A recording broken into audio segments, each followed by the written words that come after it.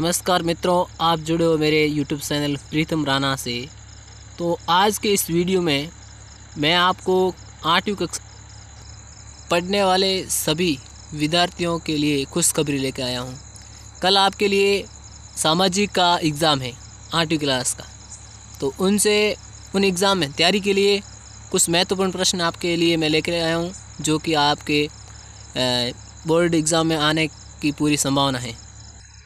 तो वीडियो को देखने से पहले आप सभी से मेरी अपील रहेगी कि आप मेरे चैनल को सब्सक्राइब करें और वीडियो को लाइक करें और शेयर करें। पहला प्रश्न कुछ इस प्रकार से है कि डलहौजी ने विलियन नीति का सिद्धांत लागू किया था। तो ये रिक्त स्थान आएगा, इस रिक्त स्थान को आपको भरना है। और दूसरा, पाइथम में पहली सूती मिल कब स्थापित हुई थी, यह भी इसका उत्तर बताता हूँ मैं।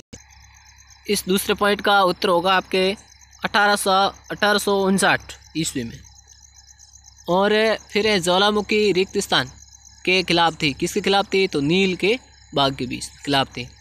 और ये प्रश्न है, घुमंतु किसान मुख्य रूप से कहाँ रहते थे? तो आप सभी को ज्ञात होना चाहिए कि घुमंतु किसान है वो मुख्य रूप से अतीत और मध्य भारत के पर्वतीय और जंगलों के स्वर्ग में ही रहते थे। यानी कि घुमंतु किसान है वो जंगलों के अंदर रहते थे। भारत के प्रमुख समाज सुधारकों के नाम बताना है इसमें आपको, जिसने समाज के लिए मेहनत की है। उसमें से राजा राममोहन राय, जिन्होंने ब्रह्म समाज की स्थापना की थी, और स्वामी दयानंद सरस्वती, और पंडिता रमाबाई, श्री नारायण गुरु, ज्योतिराव फुले, ये सब समाज सुधारक थे। इसका उत्तर है प्रमुख समाज सुधारकों के नाम। ईस्ट इंडिया कंपनी की स्थापना कहाँ से हुई थी? तो इसका उत्तर है लंदन से। लंदन से ईस्ट इंडिया कंपनी की स्थापना हुई थी। यह भी महत्वपूर्ण प्रश्न है, आपके परीक्षा में आने का पूरा चांस बनता है। जल संरक्षण के 3 उपाय समझाइए। जल संरक्षण के 3 उपाय, एक तो है सतही अफवाह को धीमा करने के लिए वन क्षेत्र और अन्य वनस्पतियों को बढ़ाना, और दूसरा वर्षा जल संचयन के माध्यम से भूमिगत जल की पूर्ति करना, और तीसरा आपको लिखना है सिंचाई में पानी की हानि को कम करना और कृषि के कम पानी और गहन तरीकों को अपनाना। महात्मा गांधी ने ऐसा क्यों सोचा कि अंग्रेजी शिक्षा ने भारतीयों को गुलाम बना दिया है? यानी कि महात्मा गांधी जी थे वो अंग्रेज़ों की शिक्षा के खिलाफ थे। उन्होंने ऐसा क्यों कहा था, इसके बारे में आपको उत्तर देना है। तो इसके बारे में उत्तर आपको इस पंक्तियों के साथ देना है। महात्मा गांधी ने तर्क दिया था कि औपनिवेशिक शिक्षा ने भारतीयों के मन में हीनता की भावना पैदा की थी, और इसने उन्हें पश्चिमी सभ्यता को श्रेष्ठ मानते हुए मजबूर किया था कि अपनी संस्कृति पर उनके गर्व को नष्ट कर दिया। और गांधी जी का मानना था कि अंग्रेजी शिक्षा में जहर है, यह पाप है, यह भारतीयों को गुलामी बनाती हैं और उन पर बुरा जादू करती हैं। पश्चिमी से आकर्षित होकर और पश्चिमी से आने वाली हर चीज़ को सराहना करते हुए इन संस्थाओं में शिक्षित भारतीयों ने ब्रिटिश शासन की प्रशंसा करना। पश्चिमी से आकर्षित होकर और पश्चिमी से आने वाली हर चीज़ की सराहना करते हुए इन संस्थाओं में शिक्षित भारतीयों ने ब्रिटेन शासन की प्रशंसा करना शुरू कर दिया।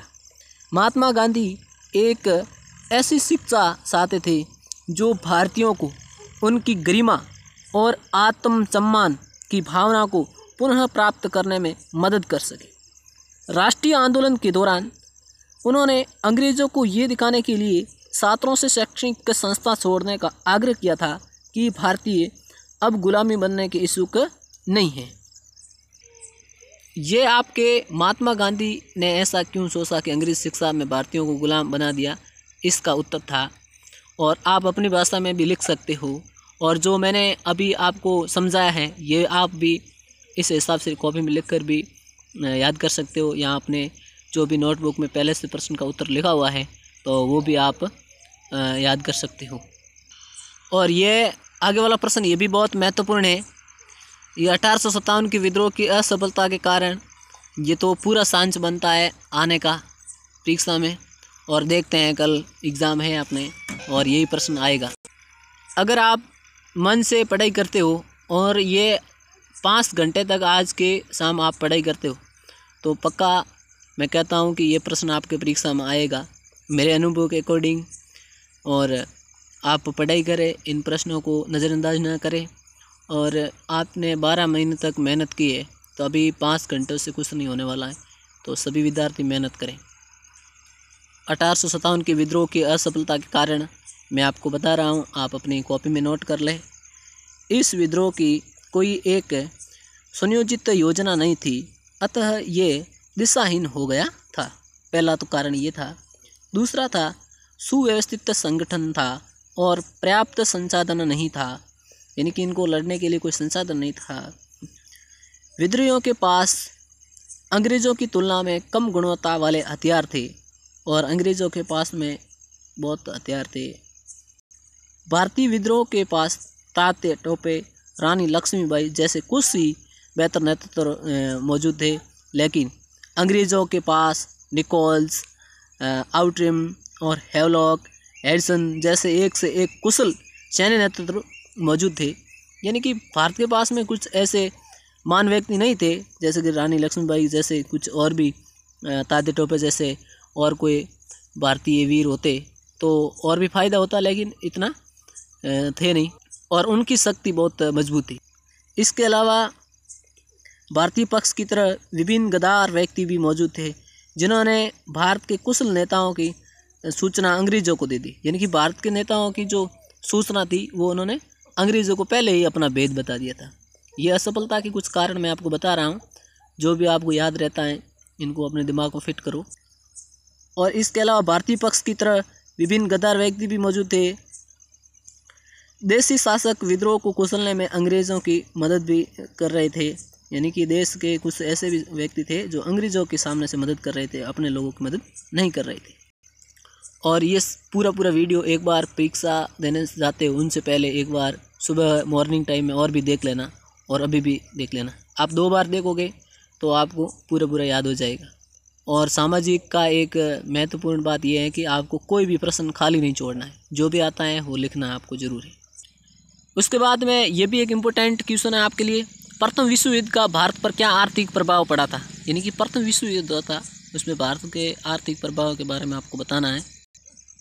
यानी कि प्रथम विश्व युद्ध में भारत की आर्थिक और राजनीतिक की स्थिति को बदल दिया था और इससे भारत सरकार की रक्षा व्यय में भारी वृद्धि हुई। बदले में सरकार ने व्यक्तिगत आय और व्यावसायिक मुनाफे पर कर बढ़ा दिया था और सैन्य व्यय में वृद्धि और युद्ध आपूर्ति की मांग के कारण कीमतों में भारी वृद्धि हुई थी। इसके अलावा आम लोगों के लिए बड़ी कठिनाई पैदा हो गई थी। दूसरे और अपने जो व्यापार था, इस समूह ने भी युद्ध से शानदार मुनाफा कमाया था और प्रथम विश्व युद्ध के कारण भारत में अन्य देशों में आयात में भी गिरावट हो गई थी। अगला प्रश्न प्रथम विश्व युद्ध का, ये तो हो गया प्रश्न आपके। और किसी भी देश को संविधान की क्यों आवश्यकता पड़ती है, ये प्रश्न संविधान की क्यों आवश्यकता पड़ती है, ये प्रश्न तो पक्का आएगा आपके परीक्षा में। जो भी विद्यार्थी इन प्रश्नों को पढ़कर जाएंगे वो खुशी के साथ एग्ज़ाम दे के आएंगे और जो नहीं पढ़ेंगे वो उनके लिए सपना ही रह जाएगा।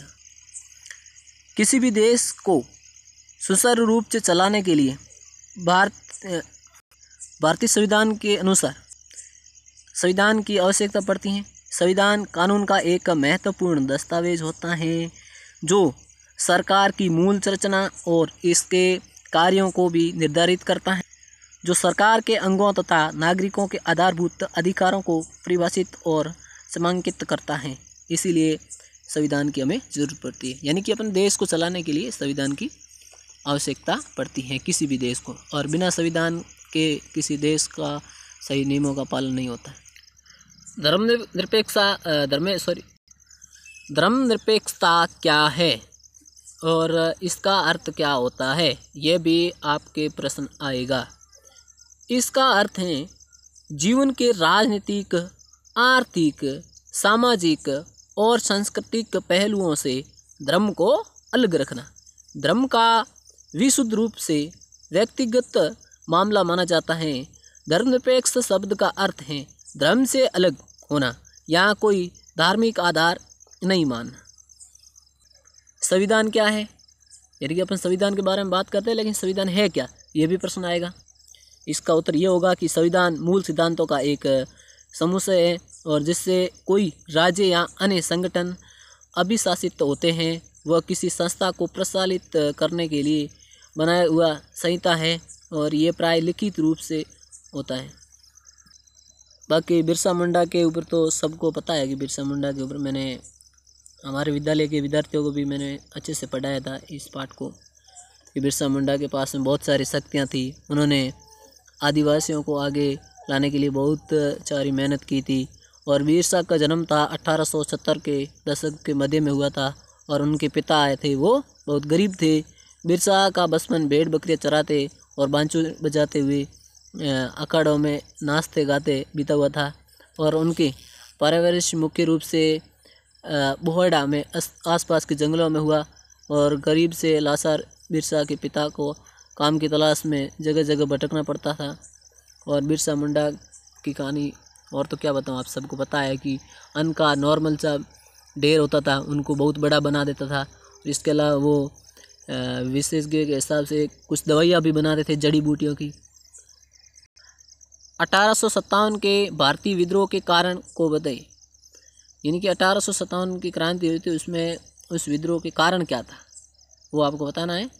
तो आप सभी को पता है कि 1857 का विद्रोह भारतीय स्वतंत्रता का पहला युद्ध 1857 की विविध राजनीतिक, आर्थिक, सैन्य, धार्मिक और सामाजिक कारणों की पहचान की है।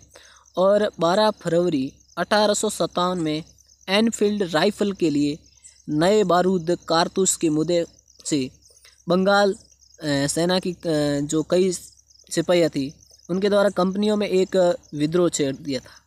यानी कि इनफील्ड का एक जो अक्सर उनके अंदर जो कारतूस होता था उसके अंदर उनको खोलने के लिए दांतों का उपयोग करना पड़ता था। और कई सिपाहियों का मानना था कि कारतूस गाय और चूर की चर्बी से ग्रीस किए गए थे और इससे हिंदू और मुस्लिम दोनों धार्मिक प्रथाओं का अपमान होता है। और गायों को हिंदुओं द्वारा पवित्र माना जाता है जबकि चूर को मुसलमानों द्वारा अशुद्ध यानी कि खराब माना जाता है। इसी कारण को ध्यान में रखते हुए 1857 का विद्रोह हुआ था। इनका जो महत्वपूर्ण पॉइंट था वो तो ये है कि चर्बी वाला कारतूस। भारत में ईस्ट इंडिया कंपनी का विस्तार समझाना है आपको। ईस्ट इंडिया कंपनी भारत में कब आई थी, उनका क्या क्या प्रभाव पड़ा था, ये सब आपको, ये भी ईस्ट इंडिया कंपनी वाला प्रश्न भी आएगा पक्का। भारतीय ईस्ट इंडिया कंपनी का जो विस्तार है आपको बताना है। जैसे कि ईस्ट इंडिया कंपनी ने रॉबर्ट क्लाइव के नेतृत्व में सन 1757 को प्लासी के युद्ध जीता था और युद्ध के बाद हुई संधि में अंग्रेज़ों को बंगाल में कर मुक्त व्यापार का अधिकार भी मिला था। और सन 1764 में बक्सर का युद्ध जीतने के बाद अंग्रेज़ों का बंगाल पर पूरी तरह से अधिकार हो गया था। इन दो युद्धों में हुई जीत ने अंग्रेज़ों की ताकत को बहुत बढ़ा दिया था और इनकी सैन्य क्षमता को परंपरागत भारतीय सैन्य क्षमता से श्रेष्ठ सिद्ध कर दिया था। और कंपनी ने जल्द ही बॉम्बे और मद्रास में अपने ठिकानों के आसपास अपने क्षेत्रों का विस्तार भी किया था। और बाद में इन्होंने आंग्ला मैसूर युद्ध 1767 से 1799 तक वो चला था और आंग्ला मराठा युद्ध 1772 से 1818 तक भारत के और भी अधिक हिस्सों पर कंपनी का नियंत्रण हो गया था। ये ईस्ट इंडिया कंपनी थी। यानी कि ये इनका जो मुख्य रूप से यहाँ आने का जो कारण था तो वो तो आप सभी को पता है, इलायची और काली मिर्ची बेचने के लिए आए थे और उस बहाने से उन्होंने धीरे धीरे एक राजा की मैंने आपको शर्त बताई थी, उस शर्त को पूरी करते हुए इन्होंने पूरे भारत में अपना प्रसार किया था और इन्होंने एक बड़ी कंपनी बना दी ईस्ट इंडिया कंपनी। और इस कंपनी के माध्यम से पूरे भारत को इन्होंने गुलाम बना दिया था। लास्ट प्रश्न है आपके इस वीडियो में कि ब्रिटेन शासन में घुमंतु काश्तकारों के सामने कौन सी समस्याएं हुई थी। यानी कि भारत में जब ब्रिटेन शासन था, अंग्रेज़ों का शासन था, उस समय जो घुमंतु खेती करते थे उस काश्तकार यानी कि मज़दूरों पर क्या क्या समस्याएं उनके सामने आई थी वो बतानी है आपको। यानी कि जो इनको जो समस्या आई थी वो आप सभी को ही पता है कि घुमंतु काश्तकारों को जनजाति जंगल में उनको बोरो कटोरा अवकाश और फसल ओबन के लिए जंगल के लिए उपयोग पर आधारित थी। लेकिन अंग्रेज राजवंश में नेतुलु काश्तकार को एक जगह रहने के लिए मजबूर किया गया, उनकी स्वतंत्रता पर रोक लगा दी थी और आपकी कंपनी ने सहमतियों की जाने वाली उन पर पर्यावरण के नियम लागू हो गए थे। मूलतः अंग्रेज शासन में घुमंतु काश्तकार को कई समस्याओं का सामना करना पड़ा था और वह एक जगह से दूसरी जगह पर जाना और खेती करना उनके लिए बहुत मुश्किल कार्य था। तो अंतिम समय में जाते जाते मैं सभी विद्यार्थियों के लिए दुआएं करता हूं कि माँ सरस्वती इनके कल का एग्ज़ाम है वो अच्छा करे और इनमें इनका बहुत सहयोग करे और सभी विद्यार्थी अच्छे से पढ़े, वो सब कुछ याद हो और आप सामाजिक के अंदर अच्छे अंक प्राप्त करें। तो जाते जाते सभी विद्यार्थी मेरे चैनल को सब्सक्राइब करें और वीडियो पसंद आई हुई तो लाइक करो और कमेंट में ज़रूर बताना कि कल आपका एग्ज़ाम कैसा होता है। एग्ज़ाम देकर वापस आते हो तभी मेरे को ज़रूर बताना कि सर इनमें से इतने क्वेश्चन आए हैं। और भी कोई दिक्कत हो तो मेरे को कमेंट बॉक्स में ज़रूर बता देना।